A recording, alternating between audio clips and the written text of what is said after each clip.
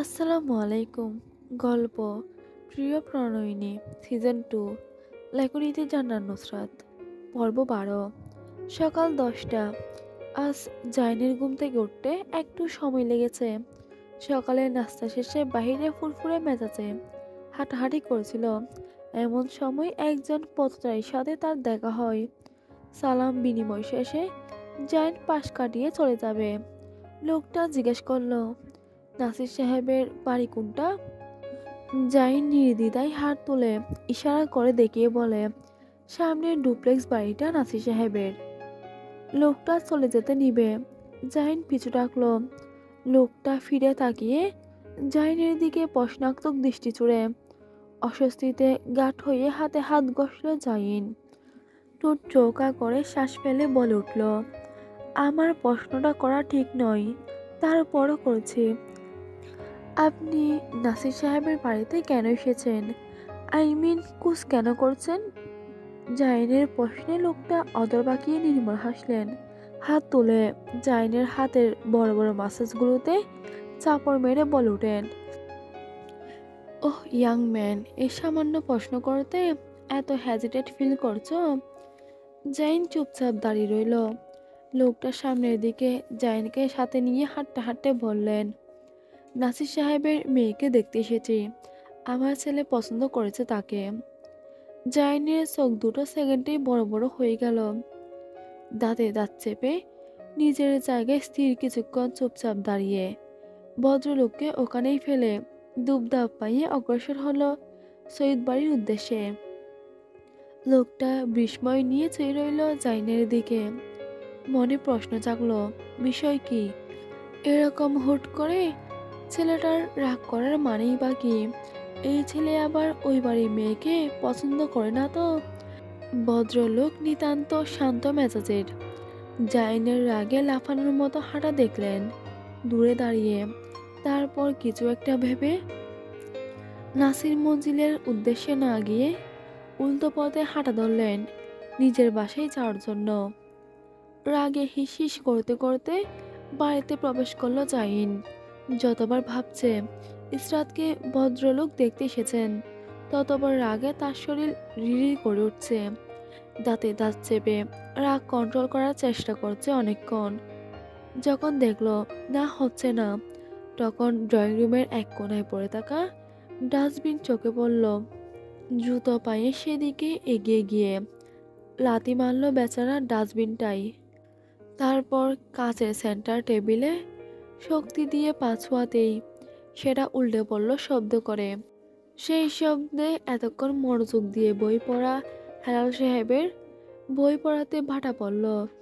হেলাল সাহেব বই নিজের পাশে রেখে জাইনের দিকে পূর্ণ দৃষ্টি দিয়ে তাকালেন। দেখলেন জাইন পাগলের মতো পায়চারি করছে আর হাতে বারবার পাগলের মতো ঘষছে। মুখে কিছু একটা বিড়বিড় করছে। জাইনের চিন্তিত মুখখানে দুর্ভাগ্য ঠেকল হেলাল সাহেবের নিকট। শূন্য চোখে চুপচাপ চেয়ে রইলেন অনেকক্ষণ। অতঃপর ধীরে ধীরে ঠাট্টা মিশ্রিত কণ্ঠে জিজ্ঞাসা করলেন, কি হয়েছে? এমন ব্যাঙের ন্যায় লাফাচ্ছ কেন? জাইন সেই কথার উত্তর দিল না। মেঝেতে বিছানো কার্পেটের দিকে শকুনের মতো নজরে দিতেই হেলাল সাহেব বলে উঠলেন, যা করার কথা ভাবছ একদম মাথা থেকে ঝেড়ে ফেলো, আর ব্যাঙের মতো লাফানো বাদ দিয়ে কি হয়েছে সেটা বলো। জাইন ধূপ করে সারা শরীর নিয়ে সোফাতে বসতেই পুরুষালী শরীরের ভারে গটগট শব্দ করে পেছনে সরে গেল সোফাটা। হেলাল সাহেব তেরাসা চোখে তাকিয়ে রইলেন সোফার দিকে। জাইন সেদিকে খেয়াল না করে এক হাত দিয়ে মাথা চেপে ধরে রাগী কণ্ঠে শুধায়, আমি ব্যাঙের মতো লাফাচ্ছি? হেলাল সাহেব নির্বিকার কণ্ঠে বলেন, তাই তো দেখছি। জাইন মুখের পেশি সংকুচিত করল, তারপর আবার প্রসারিত করল। পাশে বসে থাকা হেলাল সাহেব জাইনের দাঁতে দাঁত চেপে কড়মড় করে স্পষ্ট দেখলেন। তারপরও নির্লিপ্ত মুখ বানিয়ে বসে রইলেন। জাইনকে এবার জিজ্ঞেস করলেন হেলাল সাহেব, এত রাগ করেছে কেন? জাইন উল্টো প্রশ্ন ছুড়ে দিল, তাহলে কি করব? হেলাল সাহেব প্রশ্নের বিপরীতে আবার প্রশ্ন করলেন, আমি কি তোমাকে না করেছি রাগ করতে? দুজন দুজনের দিকে চোখ সরু করে নীরব চাহনি নিক্ষেপ করলেন। হেলাল সাহেব শব্দ করে শ্বাস ফেলে বিরক্তির সহিত বলে ওঠেন, কি হয়েছে বলবে নাকি এরকম শকুনের মতো শুধু তাকিয়েই থাকবে? জাহিন চ্যাত করে উঠে নিজের চোখের চশমাটা নাকের ডগা থেকে ঠেলে উপরে তুলে বলল, আমি শকুনের মতো তাকিয়ে আছি? অবশ্যই। আমার মতো হার্টের রোগীর দিকে এরকম শকুনের নজরে তাকালে আমি যে কোনো সময় হার্ট অ্যাটাকে মরে যেতে পারি। হেলাল সাহেব ঠাট্টার সহিত কথা শেষ করলেন। জাহিন কথার উত্তর না দিয়ে মুখ এঁটে বসে থাকতে দেখে হেলাল সাহেব বিজয়ী হাসলেন। ঠোঁটে সেই হাসি স্থির ঝুলিয়ে রেখে ব্যঙ্গাত্মক গলায় বললেন, বলো এবার গত 10 মিনিট যাবৎ কেন ব্যাঙের মতো লাফাচ্ছিলে? আমার তো চোখ ধরে গেছে তোমার ব্যাঙের মতো লাফানো দেখে। হেলাল সাহেব চোখ মুখ উল্টে নিলেন কথা বলতে বলতে। জাহিন নিজের রাগ এতক্ষণ যত সম্ভব ধরে রাখার চেষ্টা করলেও এবার সে বসে থেকে উঠে দাঁড়ালো। সোফার উপর উঠে লাফাতে লাফাতে বলল, এভাবে ব্যাঙ লাফাই? হেলাল সাহেব বাসন দেওয়ার ন্যায় হাত তুলে বললেন, হ্যাঁ হ্যাঁ আমি জানি। এবার আসল কথায় আসো। তোমাকে আমি বলছি না ব্যাঙের মতো লাফঝাপ করে আমায় দেখাও ব্যাঙ কিভাবে লাফায়। জাহিন দাঁড়িয়ে থাকলো। এবার আর সোফায় বসলো না। রাগী কণ্ঠে চোখে মুখে শক্ততা এনে আওড়ালো, আমার বিবাহিত স্ত্রীর দ্বিতীয় কোনো বিবাহের সম্বন্ধ আসলে, এমনকি দ্বিতীয়বারের ন্যায় বিবাহের কথা উঠলে এই বাড়িতে আর ওই বাড়িতে একই দিনে দুটো জানাজা উঠবে। মনে রাখবেন তার জন্য দায়ী কিন্তু আপনারাই থাকবেন। হেলাল সাহেব রুড কণ্ঠে বললেন, হুমকি দিচ্ছ? জাহিন নিজের ধারালো চোয়ালে হাত বুলাই ঠোঁটের কোণে দুর্ভেদ্য এক টুকরো হাসি ঝুলিয়ে বলে ওঠে, আমি হুমকি দিচ্ছি না আব্বু। আমার মতভেদের বিরুদ্ধে আবারও কিছু হলে এখন যা বলেছি তা আমি করে দেখাবো, আর তা আপনি খুব ভালো করেই জানেন। জাহিন নিজের কথা শেষ করে বড় বড় পদক্ষেপ ফেলে চলে যেতে নিবে। হেলাল সাহেব জিজ্ঞেস করলেন, যার বিয়ের সম্বন্ধ আসার জন্য এত লাফালে সে কি জানে এসব? হেলাল সাহেবের কথাই জাহিনের স্থির হওয়া পা আবারও গতিশীল হলো। সামনের দিকে হাঁটতে হাঁটতে বলল, আপনার ভাইয়ের কাছেই যাচ্ছি বিয়ের কথাবার্তা বলতে। হেলাল সাহেব নাক মুখ ফুলিয়ে বিড়বিড় করে আওড়ান, নিজের বিয়ের কথা নিজে গিয়ে বলতে একটুও লজ্জা লাগে না? ছ্যা ছ্যা ছ্যা, কি যুগ আসলো রে বাবা, নিজের বিয়ের কথা নিজে বলতে যাচ্ছে। সূর্যের দীপ্তি উৎকণ্ঠিত তেজালো। সুফি খাতুন, ইরহাম, ইসরাত, সৌরভী, মোমো, নুসরাত ও আহানকে নিয়ে বিশেষ আলোচনায় বসেছেন। আলোচনার শিরোনাম, এখনকার ছেলে মেয়ে এত নির্লজ্জ বেহাইয়া হয় কেন? সুফি খাতুন সোফায় বসে বসে ভাষণ দিচ্ছে। কেউই মনোযোগ সহকারে তার কথাই কান না দিয়ে মনোযোগ সহকারে মোবাইল স্ক্রল করছিল। এমন অবস্থায় তিনি সবার কাছ থেকে সবার মোবাইল আত্মসাৎ করেছেন আর সবাইকে মেঝেতে বসিয়ে নিজের ন্যায়মূলক কথাগুলো কানে ঢালছেন। কেউই তার কথা শুনছেন না, তারপরও তিনি জোর করে সবাইকে বসিয়ে রেখেছেন। সুফি খাতুন বলতে লাগলেন, এখনকার ছেলে মেয়েরা এত নির্লজ্জ বেহাইয়া যে একজন পুরুষের সাথে মাখনের মতো লেগে থাকে আর কাপড়ও পরে বেহাইয়া পুরুষদের মতো। নুসরাত কাপড়ের কথা আসতেই তাড়া করে চাইল সুফি খাতুনের দিকে। নিজের চিরচারিত কপালে বাজ ফেলে তীক্ষ্ণ চাহনি ছুড়ে দিল সুফি খাতুনের দিকে। সুফি খাতুন ভাব নিয়ে বসলেন। নুসরাতের দিকে না তাকানোর ভঙ্গি করে জিহ্বা দিয়ে ঠোঁট ভিজিয়ে নিলেন। এরপর আবারও বলতে শুরু করলেন, এরা এত বেপরদা বেহাইয়া যে ঘরে বাইরে রেখে বুকে উন্না দেয় না। আমাদের সময় তো এসব হতোই না। এসব চিন্তা মাথা আসলেই আমরা তওবা তওবা করতাম। আর এখনকার যুগে তো ছেলে মেয়েদের সামনে উলঙ্গ হয়ে ঘুরতে এদের লজ্জা লাগে না। নুসরাত নাক মুখ ফোলালো, কিছু বলতে নিবে। ইসরাত ইশারায় আহানকে দেখালো। নুসরাত রাগ সামলানোর জন্য বিড়বিড় করে কিছু বলল, নিজের শোনার মতো। বুড়ির বাচ্চা, ঠাডা পড়েছে তোর চোখে, দেখছিস না আমাদের সবার গায়ে ওড়না আছে। দুই চারটা অতি বিখ্যাত মানের গালি দিয়ে নিজের মনে জাস্ট মিটালো নুসরাত। সৌরভী দাঁতে দাঁত চেপে কখন থেকে বলে যাচ্ছে, এই মহিলা বোকাচন্দ্র দাস, এই মহিলার কথাই রাখবি না সৌরভী। এই মহিলা লেসবিয়ান প্রাণী, এই মহিলা একটা পিওর খাস্টা, এই মহিলার মাথায় দুটো শিং আছে, এই মহিলা বাল পাকনা বেরি, এই মহিলা pure joker, joker joker. Momo সৌরভীর কথা শুনে হেসে বারংবার সৌরভীর গায়ে ঢলে পড়ছে, মুখে হাত চেপে শুধু হাসছেই। সৌরভীর অতি উচ্চমাত্রার গালি শুনে সে মনে করেছিল এই মেয়ে গালি কি তা জানেই না, কিছু বুঝেই না। এখন দেখে এই মেয়ে গালিতে পিএইচডি করে রেখেছে। সৌরভী ঠোঁটে অনর্থক হাসি টেনে এনে বসে রইল। গলবিলের নিচ থেকে ঠোঁটে গালি বের হলেও সেগুলো যত্ন সহকারে তুলে রাখলো পরে ব্যবহারের জন্য। এবার সফি খাতুন বললেন, আমাদের সময় তো উম, আমরা আমাদের বড় ভাইদের দেখলেই ভয়ে তত্তর করে কাঁপতাম। বড় ভাইদের সাথে কথা বলতে গেলে 100বার ভাবতাম। আর এখনকার যুগে বড় ভাইয়ের সাথে এভাবে চিপকে থাকে খবিশ মেয়েগুলো, যেন বড় ভাই না, এগুলো হলো ওদের জামাই। কি লেভেলের বেহায়া নির্লজ্জ। বেলেহাস হলে বড় ভাইয়ের নাম ধরে ডাকে। আমাদের সময় 2 মিনিটে বড় থাকলে আমরা বড় ভাই বলে ডাকতাম, আর এখন 14 দিনের বড় ভাইকে নাম ধরে ডাকে। ছি ছি ছি। সুফি খাতুন শ্বাস ফেললেন, এক গ্লাস পানি খেয়ে বললেন, এখন তো লাশ লেহাজ গিয়েছে ওর জন্যে। আমরা তো আমাদের স্বামীর দিকে চোখ তুলে তাকাতে পারতাম না, সেখানে পরপুরুষের দিকে চোখ তুলে তাকানো, ডলাডলি করা, সেটা তো বিলাসিতা ছিল। নুসরাত ঠোঁটে মেয়েকে হাসি ঝুলায়, ঠোঁট টেনে হাসে।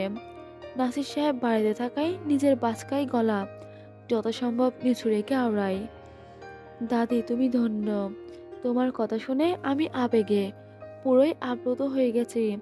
আচ্ছা এটা বলো, তোমার মোট কতটা সন্তান? সুফি খাতুন নির্দ্বিধায় বললেন, 10টা। কিন্তু কেন? তুমি তো অনেক ভালো একটা কাজ করেছো দাদি। দাদার দিকে চোখ তুলে না তাকিয়েই তোমার 10টা বাচ্চা। আমার ভাবতেই ভয় লাগছে, তুমি যদি চোখ তুলে দাদার দিকে তাকাতে তাহলে তো তোমাদের ঘরময় বাচ্চাই ভরে যেত। চোখ তুলে না তাকিয়েই এই অবস্থা। আর যদি দাদার সাথে সামান্য একটু ডালাডলি করতে তাহলে তোমার এত বাচ্চা হতো যে এই পৃথিবীতে এদের থাকারটাই হতো না। আমি ভাবছি আমাদের কথা, আমাদেরও হয়তোবা এই পৃথিবীতে থাকারটাই হতো না। নুসরাতের কথা শেষ হতেই পুরো ড্রয়িং রুম জুড়ে সুফি খাতুনকে নিয়ে হাসি রোল পড়ে গেল। সুফি খাতুন রাগী গলায় বললেন, চুপ, একদম চুপ। আহান মেঝেতে থাপ্পড় মারতে মারতে আওড়ায়, আপু একদম জম্পেশ কথা বলেছ, নানিকে একদম চমলক্ষ বানিয়ে দিয়েছ তুমি। আপু কিন্তু যা বলেছ একদম ডাহা সত্য কথা। নানি যদি চোখ তুলে তাকাতো তাহলে আজ আমরা পৃথিবীতে না থেকে মঙ্গল গ্রহে পড়ে থাকতাম। সুফি খাতুন রাগে ফুসফুস করতে করতে নাসির মঞ্জিল থেকে বের হয়ে গেলেন। যার আগে টেবিলে রাখা ফলের বাস্কেট থেকে দুটো আপেল বগল দাবা করতে ভুললেন না। নাসির মঞ্জিলের সোফায় বসে আছে এক পাশে জাইন, অন্য পাশে নাসির সাহেব, দুজনের মুখ গম্ভীর করে রাখা। বোঝার উপায় নেই কার মনে কি চলছে বর্তমানে। অনেকক্ষণ দুইজনকে লক্ষ্য করার পর নাসির সাহেবের নিকট ঠেকল এই নীরবতা ভাঙা প্রয়োজন। তাই নিজ উদ্যোগে নীরবতা ভেঙে জিজ্ঞেস করলেন, কেমন আছো? জাইন বিনয়ের সহিত বলে ওঠে, জি আলহামদুলিল্লাহ, আপনি কেমন আছেন? নাসির সাহেবও জাইনের প্রশ্নের উত্তর দিয়ে বিনয়ের সহিত বললেন, আল্লাহর রহমতে অনেক ভালো আছি। জাইন মিনমিন করে নিজেকে বলে ওঠে, তা তো দেখতেই পাচ্ছি। আমার বউকে আমার কাছ থেকে দূরে রেখে সবাই ভালো আছে, শুধু আমি ভালো মানুষটা অশান্তিতেই আছি। নাসির সাহেব উদ্বেগপূর্ণ কণ্ঠে জিজ্ঞেস করলেন, কিছু বলছিলে? জি না, কিছু বলছি না। জায়েন কথা গুছিয়ে নিল নিজের ভেতর, ডুব গিলে বলে উঠল, আসল কথাই আসি মেজো আব্বু, এত বর্ণিতা করার কিছু নেই। যা বলতে এসেছি তাই বলে চলে যাব। নাসির সাহেব নিজেও নড়াচড়ে বসলেন, সিরিয়াস হলেন জাইনের কথা শোনার আশায়। জাইন সময় নিয়ে বলতে শুরু করলো, ইসরাত কিন্তু এখনো আমার সাথে বিবাহের সম্পর্কে, তাই আপনি চাইলেও ইসরাতের বিয়ে দিতে পারবেন না। নাসির সাহেব তীক্ষ্ণ কণ্ঠে বললেন, পুতুল খেলা ভেবে ভুলে যাও জাইন। জাইন নাসির সাহেবের কথায় নিরর্থক অভিমত পোষণ করে আলগোছে কতটা কাটিয়ে দেয় মাঝি তাহানুর ভঙ্গিতে। নাসির সাহেব সূক্ষ্ম চোখে লক্ষ্য করেন জাইনের চতুরতা, তার কতটা কি সুন্দর করে ছেলেটা কাটিয়ে দিল। জাইন আবারও ফিকে হয়ে যাওয়া বিনয়ী স্বরে বলে ওঠে, আমাদের ধর্মীয় মতে একবার বিয়ে হয়ে গেছে, এবার শুধু রেজিস্ট্রি করতে হবে। আপনার মত থাকলে আমি। নাসির সাহেব হাত দিয়ে ইশারা করে জাইনের কথা থামিয়ে দিলেন। অবাক কণ্ঠে জিজ্ঞাসা করলেন, আমি অনুমতি দেয়নি তোমাকে আমার মেয়েকে বিয়ে করার? জাইন অবিচল কণ্ঠে বলে, আমি তো আপনার কাছে পারমিশন নিতে আসিনি মেজো আব্বু, আমি শুধু বলতে এসেছি। পরে বলবেন জানালাম না কেন, তাই জানাতে এসেছি। আপনারা বিয়ের প্রস্তুতি নেওয়া শুরু করুন। নাসির সাহেবকে আদেশ দিয়ে জাইন উঠে দাঁড়ালো, দুই হাত পকেটে পরে বলে ওঠে, প্রথমবার শ্বশুরবাড়ি আসতে হলে নাকি কিছু না কিছু আনতে হয়, তাই আপনার জন্য আমি এই সুখবর নিয়ে আসছি। আই হোপ আপনি অতি খুশি হয়েছেন আমার এই সুখবরে। নাসির সাহেবকে তবদুল করে দিয়ে জাইন দুতলার দিকে অগ্রসর হলো। সেদিকে হাঁটতে হাঁটতে জিজ্ঞাসা করলো, আপনার বোকা মেয়ের রুম কোনটা? আচ্ছা বলতে হবে না, আমার এতটুকু অ্যাবিলিটি আছে নিজের স্ত্রীর রুম খুঁজে বের করার। নাসির সাহেবকে নিজের কথা দ্বারা মুখ বন্ধ করে দিয়ে জাইন নীরব ভঙ্গিতে সোজা হেঁটে চলে গেল উপরের দিকে। সিঁড়ি বেয়ে উপরে উঠে সামনের রুমের ভেজানো দরজা হালকা ফাঁক করে উকি দিতেই ওই রুমে ইসরাতকে পাওয়া গেল। জাইন দরজা ঠেলে ভেতরে ঢুকতে ঢুকতে জিজ্ঞাসা করলো, আসতে পারি ম্যাডাম? ইসরাত জাইনের গলার আওয়াজ শুনতেই পিছু ফিরে তাকালো, চোখের ভুল মনে করে একবার আপাদমস্তক তাকিয়ে আবারও চোখ ঝাপটালো, যাতে চোখের ভুল হলে প্রতিচ্ছবি চলে যায়। জাইন হাসতে হাসতে রুমে ঢুকে পড়ার টেবিলে চেয়ার টেনে বসলো। রুমে প্রবেশ করার সাথে সাথেই জাইনের নাক চিরে মেয়েলি অন্যরকম একটা সুবাস এসে লাগছে। এখন তা আরো জোরালোভাবে লাগছে। জাইন চোখ ঘুরালোর পুরো রুমে সবকিছু পরিপাটি করে রাখা, বিড়বিড় করে আওড়ায়, পারফেক্ট। ইসরাত প্রশ্ন করে, পারফেক্ট কি? ইসরাত ভ্রু কুঞ্চিত করে রেখেছে প্রশ্নের উত্তর জানার আশায়। জাইনের সেদিকে একবার চেয়ে নির্বিকার কণ্ঠে বলল, নাথিং। তারপর নিজের সুদীর্ঘ শরীর নিয়ে উঠে দাঁড়ায়, সামনাসামনি হয় ইসরাতের। দুই হাত পকেটে পুরে নিয়ে কাম অ্যান্ড কম্পোস্ট গলায় প্রপোজাল দেয়, ইসরাত, আপনার বাবার অবর্তমানে আমি আপনার সবচেয়ে বিশ্বস্ত ও বর্ষাস্থান হতে চাই। আপনি কি দিবেন আমায় সেই অধিকার? ইসরাত শুধু বুকান নেই দুই টুট ফাঁক করে গুল গুল চোখে তাকিয়ে থাকে উপরের দিকে। জাইন লম্বা হওয়ার দরুন ইসরাতকে জাইনের সাথে চোকাচোকি রেখে কথা বলতে হলে মাথা উপরে তুলতে হয়, তাই জাইনের এমন প্রশ্নের মানে কি জানার জন্য চোখ উপরে তুলল। জাইন ইসরাতের বরকানো চেহারা দেখে গ্রীবা বাঁকিয়ে ইসরাতের দিকে সামান্য ঝুঁকে আসলো, কপালে টুকা দিয়ে বলে উঠল, বুকা ইসরাত। ইসরাত একগাল হেসে বোকার মতো বলল, আল্লাহর কসম জাইন, আপনি কি বলছেন? আমি তার একটুও কিছু বুঝিনি। ইসরাতের কথায় জাইন হাসে অদর বাঁকিয়ে, নিজের তথাকথিত গাম্ভীর্যে আবার ফিরে আসে, বলে, সময় দিলাম, আপনি চিন্তা করে উত্তর দিন। আমি জানি আপনি যথেষ্ট ম্যাচিওর আমার প্রশ্নটা বোঝার জন্য। জাইন যেরকম নীরবে এসেছিল সেরকম নীরবে নিজের পুরুষালী লম্বা সুদীর্ঘ শরীর ও গম্ভীর মুখখানা নিয়ে রুমের বাহিরে বেরিয়ে গেল, ইসরাতকে ওইভাবে স্থির দাঁড় করিয়ে রেখে। জাইন বেরিয়ে যাওয়ার পর ইসরাতের টনক নড়ল। এইমাত্র এই লোক কি তাকে বিবাহের প্রস্তাব দিয়ে গিয়েছে? ইসরাত নিজেকে নিজেই প্রশ্ন করল, মানে কি এভাবে কে বিয়ের প্রস্তাব দেয়? নুসরাত এতক্ষণ ওয়াশরুম থেকে কান খাড়া করে জাইনের কথা শুনছিল। ইসরাতকে নিজের সাথে কথা বলতে দেখে নিজেকে আর ধরে রাখতে পারল না। ওয়াশরুমের ভেতর দরজা ঠেলে মাথা বাহিরে বের করে চোখ দুটো উল্টে নিয়ে তেসরা গলায় বলল, দ্য গ্রেট সৈয়দ জাইন হেলাল ওরফে সৈয়দা ইসরাত নাসিরের বিশেষজ্ঞ স্বামী, the great cardiologist doctor Zain এভাবেই বিয়ের প্রস্তাব দেন। নুসরাত ওয়াশরুম থেকে বের হতে হতে ঠাট্টা করে আবারও বলে, শিক্ষিত মানুষের শিক্ষিত স্টাইলে বিয়ের প্রপোজাল দেওয়া, হা হা হা। আজ পর্যন্ত কেউ এভাবে প্রপোজাল দিল না, আজ কোনো পিউ নেই বলে। হেলাল সাহেব খুব গভীর চিন্তায় আছেন, নিজেই নিজের সাথে বসে গভীর আলোচনা করছেন। জাইনের কথা শুনে যা বুঝেছেন, এই ছেলে যা ইচ্ছে তাই করে ফেলতে পারে, মেয়েকে তুলে নিয়েও আসতে পারে, তাই কোনো রিস্ক নেওয়া যাবে না। এখানে মান সম্মান নিয়ে টানাটানি পড়ে যাবে ওনার। তাই শেষ পর্যন্ত হেলাল সাহেব এই সিদ্ধান্তে পৌঁছালেন, রাজি হয়ে যাবেন বিয়ের জন্য। কিন্তু তার আগে মেয়ের বিষয়ে একটু খোঁজখবর নিতে হবে। তিনি যতটুকু দেখেছেন, মেয়ে অত্যন্ত বোকা, ঠান্ডা, নরম ও নির্মল প্রকৃতির। হেলাল সাহেব নিজেকে শুধরে দিয়ে বললেন, হয়তো বোকা, সে যে বসে থাকে মানুষের সামনে, খোঁজ নিতে হবে।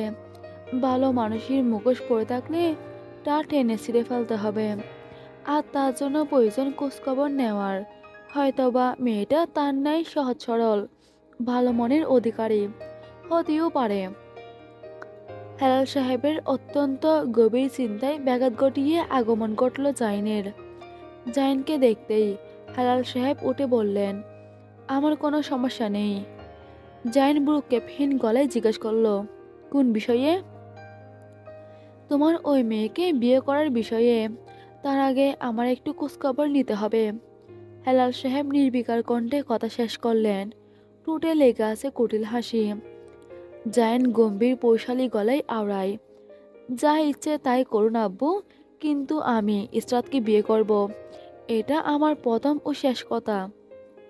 হেলাল সাহেবকে থমকানো রেখে আর কোনো কথা বাই না করে, হেলাল সাহেবকে আর কোনো কথা বলার সুযোগ না দিয়ে জাইন দ্রুত পায়ে অগ্রসর হলো দোতলার দিকে।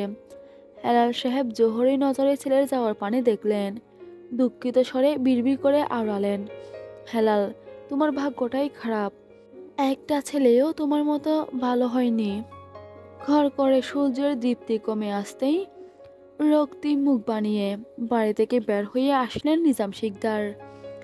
রাগে তার গা জ্বলে উঠছে বারবার, হাতে বড়সড় একটা লাঠি ধরে রেখেছেন। হাত পাকা চুলে হাত বুলিয়ে নিজের বাড়ির পাশে রোপণ করা নিজের অতি প্রিয় গোলাপ গাছের দিকে তাকিয়ে দীর্ঘশ্বাস ফেললেন। ফুলগুলো রেখেছিলেন কোকিলাসুরি মেয়েটাকে দেওয়ার জন্য, কিন্তু কোন কবিশে তার টকটকে গোলাপ ফুলগুলো তুলে নিয়ে চলে গেছে। নিজাম শিকদার নিজের খিচে ওঠা মেজাজ নিয়ে চিরচিরে চাহনি চারদিকে নিক্ষেপ করলেন। চোর আসলে কে সেটা দেখার আশায় দূর দূরান্তে চোখ বুলালেন। নজরে সন্দেহভাজন কেউ পড়ল না। বৃতৃষ্ণায় জিহ্বার ডগা তিতা হয়ে আছে। আকস্মিক মেয়েলি জঙ্গার তোলা হাসির শব্দে আশেপাশে তাকাতেই চোখে পড়লেন সুফি খাতুনকে। সাথে সাথে রাগে ও বিরক্তির উদ্বেগ ঘটল। নিগুড় চাহনি সুফি খাতুনের দিকে দিতেই দেখলেন কানের পিঠে গোজা নিজের লাল টুকটুকে ফুলগুলো। রাগে দিশাহারা হয়ে গেলেন নিজাম শিকদার। নিজের অসুস্থতার কথা বেমালুন ভুলে গিয়ে চড়া গলায় চেঁচালেন। শক্ত হাটে লাঠি চেপে ধরে দুবদাব পায়ে এগিয়ে গেলেন সামনের দিকে চোর হাতে নাতে ধরার জন্য। সফি খাতুনের সামনে গিয়ে দাঁড়িয়ে কানের পেছনে গোছা ফুলগুলোর দিকে ইশারা করে কিছু বলতে নিবেন। সফি খাতুন আবারও যুবতীদের মতো মুখ চেপে হেসে উঠলেন। হাসির তালে পুরো শরীর দুলে উঠল তার। নিজাম শিকদার ভূমির উদ্বেগ হচ্ছে সেরকম মুখ বানিয়ে সফি খাতুনের হাসিতে বাটা দিলেন। লাঠির সাহায্যে কানের পিছে গোজা ফুলগুলোর দিকে ইশারা করে শুধালেন, কোথায় পেয়েছেন আপনি ফুলগুলো? সফি খাতুন কানের পিঠে নিজের পাকা চুলগুলো গুজে নিলেন। রিনরিনে হাসি ঠোঁটে বহাল রেখে বললেন, ফুলগুলো অনেক সুন্দর না? নিজাম শিকদার চড়া গলায় এক প্রকার চেঁচিয়ে বললেন, যুবতীদের মতো হাসি দেওয়া বন্ধ করুন আর বলুন ফুলগুলো কোথায় পেয়েছেন। যুবতীদের মতো হাসলে কি বুড়ি মানুষ যুবতী হয়ে যাবেন? সফি খাতুন যখনই শুনলেন তাকে বুড়ি বলে অবজ্ঞা করা হয়েছে, তখনই তিনি চ্যাত করে উঠলেন। হাত তুলে শাসিয়ে নিয়ে বললেন, একদম বুড়ি বলবেন না। আপনার মতো বুড়ো আমি এখনো হয়নি, তারপরও আপনার মতো আমি এত স্টাইল করি না। নিজাম শিকদার ঠাট্টা করে বলেন, আপনি বুড়ি নয়তো কি কচি খুকি? বাচ্চা মেয়েদের মতো তখন থেকে হাসার চেষ্টা করছেন, কিন্তু হাসতেই পারছেন না। আপনাকে যুবতী কম, জোকার বেশি লাগছে। আহান পেছন থেকে উকি মেরে বলে ওঠে, অবশ্যই আমার নানি এখনো যুবতী, আর তার হাসিও যুবতী মেয়েদের মতো। হাইন্নার বাচ্চা, চুপ কর তুই, তোকে এখানে কেউ কথা বলতে বলেনি। নিজাম শিকদার আঙ্গুল তুলে শাসালেন আহানকে।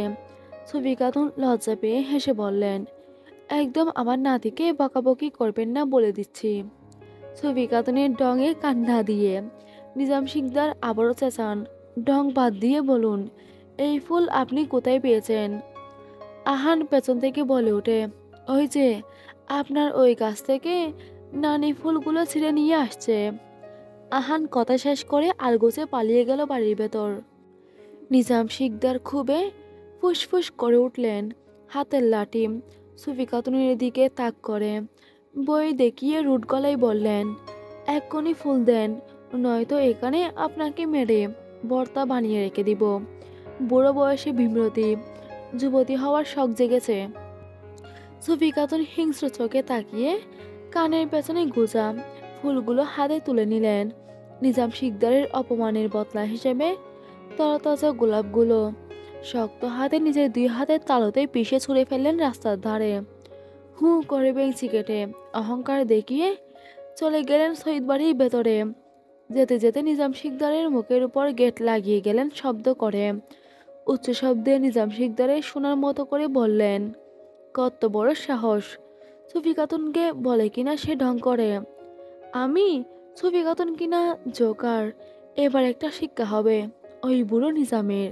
জীবনে আরো একবার আমাকে বুড়ি বলতে একবার হলেও ভাববে।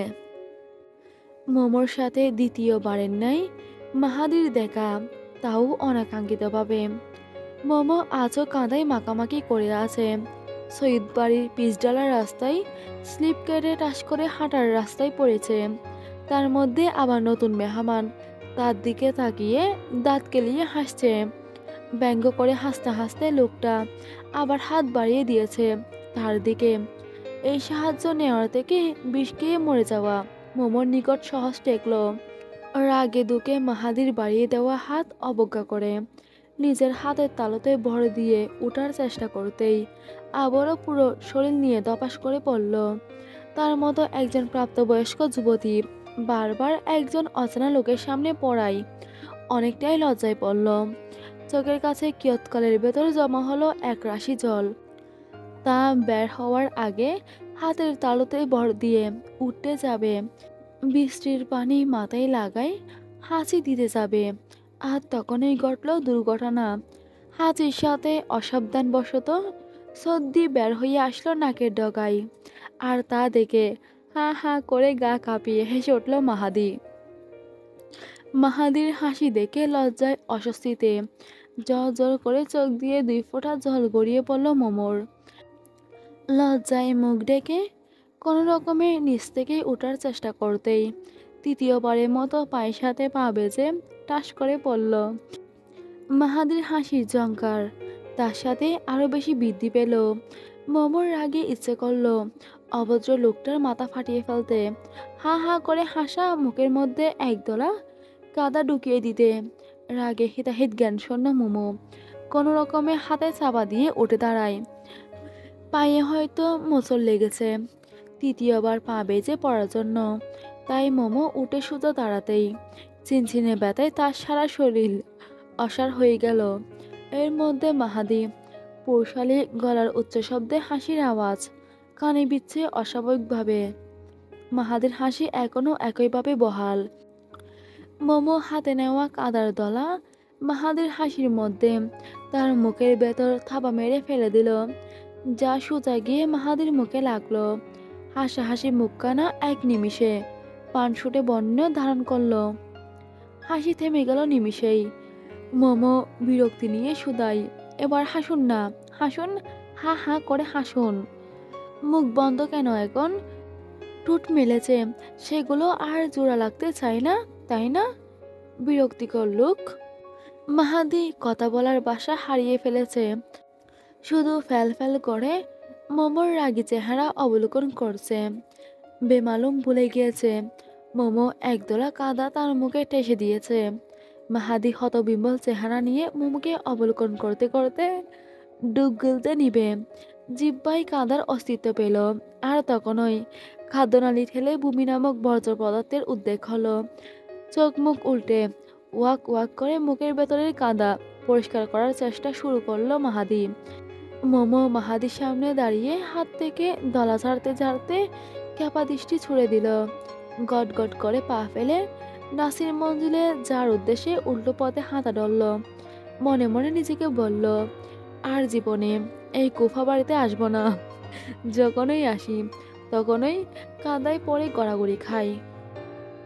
মোমোর যার দিকে চোখ তুলে একবার তাকিয়ে মাহাদি আবারও থুতু করে মুখের কাদা ফেলার চেষ্টা করে।